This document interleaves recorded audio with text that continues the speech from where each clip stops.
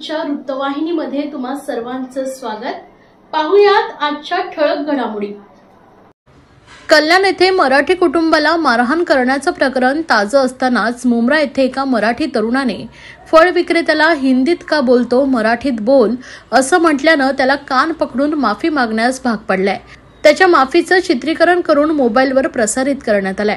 तसेच तरुणावर अदखलपात्र गुन्ह्याची नोंद झाली आहे। तर माफी मागण्यास भाग पडणाऱ्या 8 ते 10 जणांविरोधात रात्री उशिरा मुंब्रा पोलीस ठाण्यात गुन्हा दाखल करण्याची प्रक्रिया सुरू होती।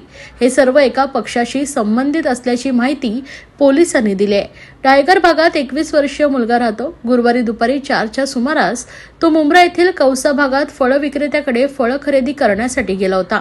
त्यावेळी फळ विक्रेता त्याच्याशी हिंदीत बोलू लागला। त्यामुळे मराठी बोला असं तो तरुण म्हणाला। त्यामुळे फळ विक्रेत्याने त्यांच्यामध्ये वाद झाला। या वादानंतर फळ विक्रेत्याने त्यांच्या सहकार्यांना बोलवलं। ते सहकारी आल्यानंतर त्यांनी तरुणाला कान पकडून माफी मागण्यास भाग पाडलं। तसेच तो माफी मागत असल्याचंही चित्रीकरण प्रसारित केलं। या घटनेनंतर फळ विक्रेता मुंब्रा पोलीस ठाण्यात गेला।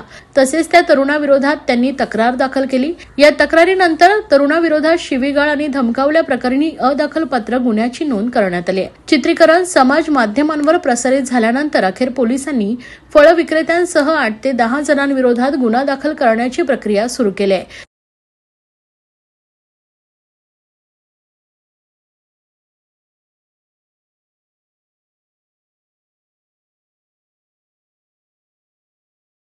मुंब्र्यात जर कोणी आरे केलं तर यापुढे आम्ही त्याला कारे करू। मराठी भाषा संदर्भात कोणी काही बोललं तर घरात घुसून मारू। कायदा सुव्यवस्था हे पोलिसांनी पाहावं असा इशारा मनसे नेते अविनाश जाधव यांनी दिला आहे। मी माझ्या बहिणीसाठी गोळ्या आणायला गेलतो। गोळ्या भेटले नाही, मेडिकलला गेलतो। मेडिकलला गोळ्या भेटले नाही, मग बहिणीला फल फ्रूट आणायला गेलो। मी फल घेताना मी त्याला मराठीमध्ये विचारला, हा किती रुपये किलो आहे? तो बोलतो मला मराठी येत नाही। मी बोललो मराठी येत नाही तर तू किती वर्ष झालं तुला? तो बोलतो 10 वर्ष। महाराष्ट्र राहतो ते कशाला तू बोलतो? मी बोललो मी मराठीतच बोलणार। मग असा वादवाद झाला। घरीच चाललेलो मी परत, त्यांनी परत मला बोलवला। त्यांनी बोलून मग बोलतो हे लडकाचा बोलतो असा बोलायला लागले। बोलो मी मराठीतच बोलणार। तो बोलतो मेरे को मराठी आता नाही, हिंदी में बोलतो हिंदी में। असं आस्ते 10-15 जण जमले। परत त्यांनी कोणाला जर बोलवलं तर चष्मावाला का होतं मला पण माहीत नाही, त्यांनी बोलवलं एकाला। मग आस्ते 50-60 जण जमायला लागले। तो बोलतो तू हिंदी में बोलतो, हमको मराठी नहीं आता, हमको मराठी नहीं आता, हिंदी में बोलतो। त्यांना समजवलं मी असं आहे बोललो असं झालं। काही दिवसात बघाल तर मराठी माणसाच्या बाबतीमध्ये अपमानास्पद काही गोष्टी आता घडायला लागलेल्या आहेत। मुंब्र्यातली कालची घटना ही दुर्भाग्यपूर्ण आहे। तो मुलगा त्याच्या बहिणीसाठी औषधं घ्यायला गेला होता। तिथनं तो फळं घ्यायला गेला। फळं घेताना त्यांनी 100 रुपये किलो फळं सांगितलं। तो बोला 50ला देणार का? तो हिंदीत बोलत होता। हा बोला मराठीत बोलला, महाराष्ट्रात राहतो तर त्याच्यावरनं तो वाद सुरू झाला। त्यानंतर तिथे असलेली काही मुसलमान मुलं ही जमायला लागली। एक 100-150चा मॉब जमला। कॅमेरा त्याने त्याचा व्हिडिओ रेकॉर्ड केला। आणि मला कळत नाही महाराष्ट्रात यांची एवढी डेअरिंग कशी की महाराष्ट्रात आम्ही मराठी बोलणार नाही म्हणून हे रेकॉर्ड करतात आणि व्हायरल देखील हेच लोक करतात। जर असंच महाराष्ट्रात जर घडत राहिलं तर मराठी माणसाचं अस्तित्व हे विकोपाला येईल। कल्याणमध्ये घडलेली घटना, ठाण्यात घडलेली घटना, विरारमध्ये घडलेली घटना, या सगळ्या घटना जर पाहाल, मुंबईमध्ये घडलेली एका जैन माणसाने घडलेली घटना, त्या सगळ्या घटना जर तुम्ही पाहाल तर सत्ता परिवर्तन झाल्याच्या नंतर यांच्यामधली हिंमत ही अतिशय मोठ्या प्रमाणात वाढत चाललेली आहे असं मला वाटतंय। मुंब्र्यातल्या घटनेनंतर याच्यावरच पोलिसांनी गुन्हा दाखल केला। याला पोलीस स्टेशनला नेलं। पोलीस स्टेशनच्या बाहेर काही मुसलमान मुलं जमली आणि पोलीस स्टेशनच्या आवारात घोषणाबाजी केली। का घोषणाबाजी करायची काय गरज होती? तो मराठीत बोला सांगतोय, त्याच्यावरनं तुम्ही पोलीस स्टेशनमध्ये जाऊन घोषणाबाजी करणार? आणि त्याची घोषणाबाजी केली म्हणून या मुलाला आणि त्याच्या आईला 4-4 तास पोलीस स्टेशनला जर तुम्ही बसवून ठेवणार असाल तर मला असं वाटतंय मग महाराष्ट्रात याच्या पुढे भाषिक वाद जर सुरू झाला तर कोणाला हे करायची गरज नाही आहे। ज्या पद्धतीने महाराष्ट्रात मागच्या काही दिवसापासून या गोष्टी घडतात, मराठी माणसांवर सतत हल्ले व्हायला लागलेले आहेत, हे वाढतील भविष्यात। कारण यांच्या हिमती वाढायला लागल्यात। यांना जर आत्ताच ठेचलं नाही तर मला वाटतं भविष्यात प्रत्येक मराठी माणसाला चौकात मारलं जाईल।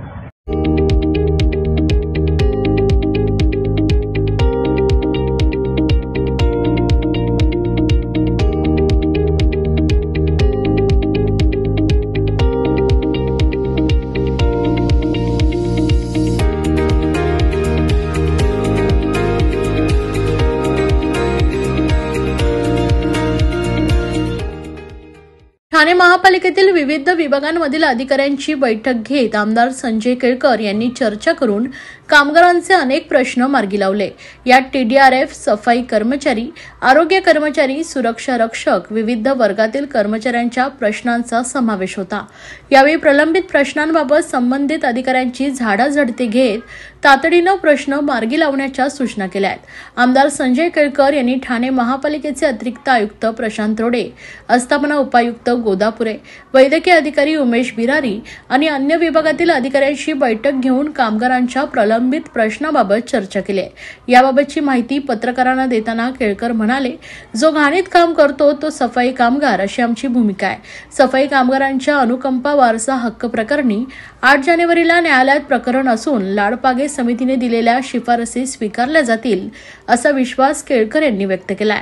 शिक्षण विभागात ठोक पगारावर अनेक शिक्षक 10 ते 15 वर्ष काम करत असून त्यांना अद्याप नियमित करण्यात आलं नाहीये। त्यांना सेवेत कायम करण्याबाबतचा प्रस्ताव शासनाकडे मान्यतेसाठी पाठवून मान्यता घेण्यात येणार असल्याचंही केळकर यांनी म्हटलंय। काय प्रयोजन होतं सर भेटीमागचं आणि काय समस्या आहे? ठाणे महापालिकेमध्ये हजारो कर्मचारी काम करतात। सुरक्षा विभागापासून शिक्षण विभागापर्यंत, सफाई विभागापासून ते अग्निशमन दलाच्या विभागापर्यंत या कामगारांचे अनेक प्रश्न प्रलंबित आहेत। यांना काही वेळेला योग्य वागणूक देखील मिळाली जात नाही। आस्थापना विभागातून ज्या पद्धतीने कागद लवकर पुढे गेले पाहिजे त्याला दिरंगाई केली जाते आणि त्याच्यामुळे हा कर्मचारी जो आहे, अधिकारी जो आहे, हा अस्वस्थ आहे आणि माझ्याकडे विविध प्रकारच्या विविध माध्यमातून त्यांच्या तक्रारी येत होत्या। कामगार मित्र म्हणून यासंबंधी बैठक झाली आणि हे प्रश्न जे आहेत ते योग्य दिशेने जे शासन दरबारी आहेत ते पुढच्या 2 महिन्यामध्ये धोरणात्मक निर्णय घेऊन सोडवण्याचा निर्णय झालाय। जे यांच्या हातामध्ये आहेत, यांना ज्याची निर्णयाची यांच्याकडे अथॉरिटी आहे, ते निर्णय जे आहेत ते येणाऱ्या 15 दिवसामध्ये पूर्णपणे घेतले जातील। काही खूप प्रलंबित विषय होते ते देखील पुढच्या महिन्याभरामध्ये सोडवले जाणार आहेत। 10, 20 आणि 30चे आश्वासित प्रगती योजनेखाली 7व्या वेतन आयोगाच्या ज्या कर्मचाऱ्यांना लाभ मिळाला पाहिजे होता, तर 10, 20 आणि 30 याच्यामध्ये जवळजवळ 6,500-7 हजार कर्मचारी आहेत। तर त्याचा निर्णय जो आहे तो अत्यंत महत्वाचा निर्णय झाला आहे आणि तो येत्या 2 महिन्यामध्ये सर्व ही जी आश्वासित योजना आहे ती पूर्णपणे अंमलबजावणी केली जाणार आहे। वेळोवेळी कर्मचाऱ्यांवर होणारे अन्याय आणि त्यांच्या सुरक्षा सुविधेच्या संबंधी आणि त्यांच्या हक्काच्या संबंधी हा कर्मचाऱ्यांच्या वेळोवेळी अशा प्रकारची बैठक घेतली जाईल।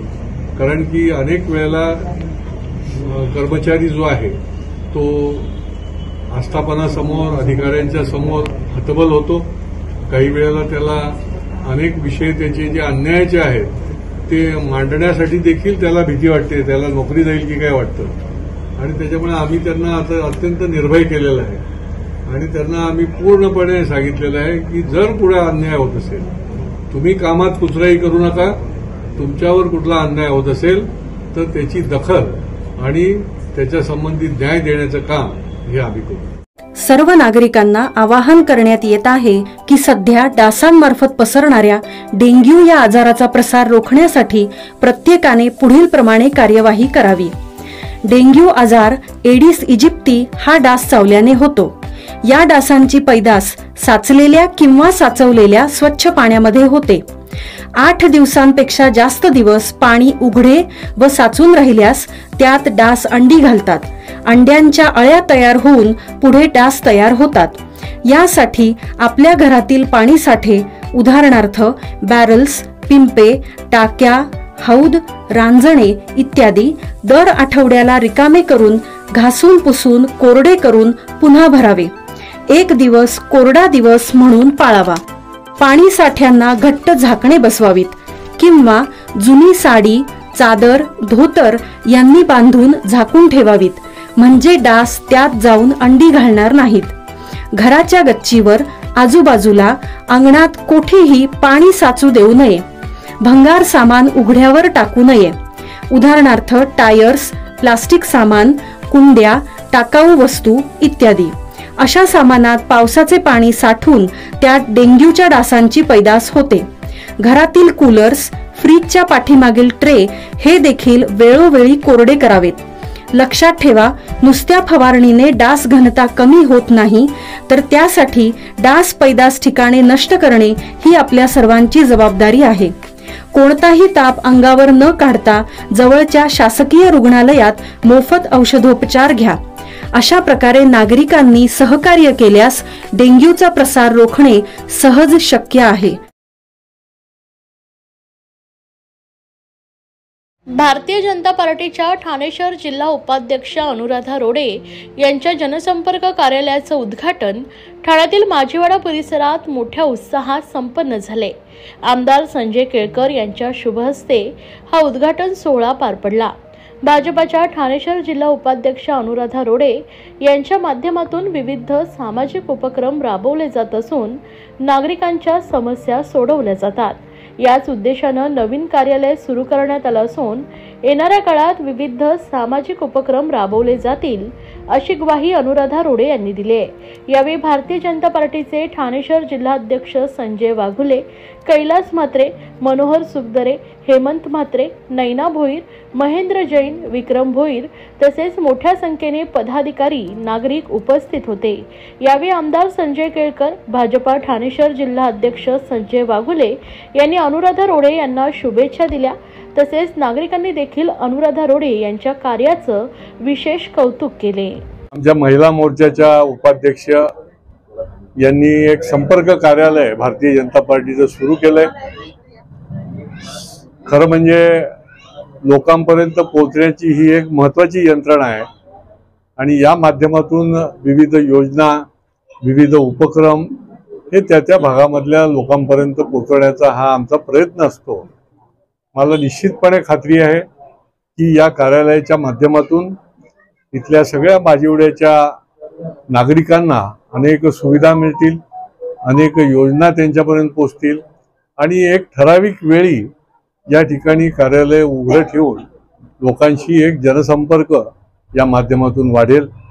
खरं या माजिवडा भागामध्ये अनेक उपक्रम जे आहेत ते आम्ही ऑलरेडी राबवलेले. हा माजिवडा जो आहे तो माझ्या मतदारसंघात नसून देखील इथलं गॅसची लाईन आहे, याची जोडणी जी आहे त्याच्याकरता जे काही प्रयत्न केले त्याच्यामुळे हजारो लोकांना आम्ही गॅस लाईनच्या माध्यमातून, MGLच्या माध्यमातून गॅस पुरवठा केला. इथली जी शाळा आहे या शाळेची अवस्था अत्यंत बिकट झालेली होती. इथेही दौरा करून त्या ठिकाणी त्या शाळेला निधी प्राप्त करून दिला, त्याची दुरुस्ती केली. असे विविध माजिवड्याचे काम हे जणू काय माझ्याच याच्यात आहे असे हे लोक समजून मला बोलवलं.